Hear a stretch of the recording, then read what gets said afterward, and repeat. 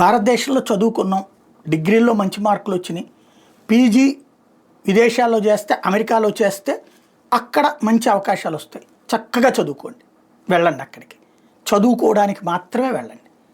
అలాగే ఇక్కడ ఇంటర్మీడియట్ అయింది, డిగ్రీ అమెరికాలో చదువుకుంటే మంచి ఉద్యోగం వస్తే, ఇక్కడ మంచి మార్కులు వచ్చినాయి, మా చేతుల్లో డబ్బులు ఉన్నాయి, ఖర్చు పెట్టుకోగలం, వెళ్ళండి అక్కడ చక్కగా చదువుకోండి, ఉద్యోగం చేసుకోండి ఆ తర్వాత.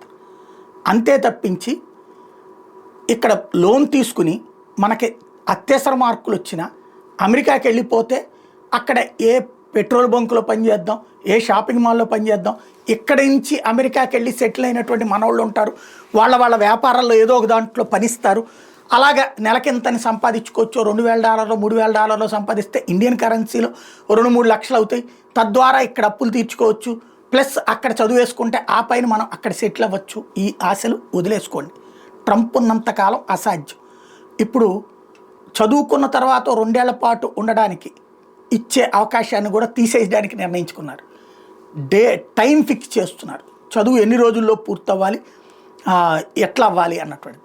ఓవరాల్గా ఇక పైన అమెరికాకి ఏదో ఒక పేరుతో మనం వెళ్ళిపోయి, అంటే చదువుల పేరుతో వెళ్ళి ఉపాధి అవకాశాల్లో సెటిల్ అవ్వాలన్న ఆలోచన వద్దు. వెళ్ళి కాళ్ళు చేతులకి బేడీలు వేయించుకున్నటువంటి మన వాళ్ళకి సంబంధించినటువంటి వాళ్ళని చూడండి. మీ బతుకులు అట్లా ఉండాలా? ఏం కర్మది?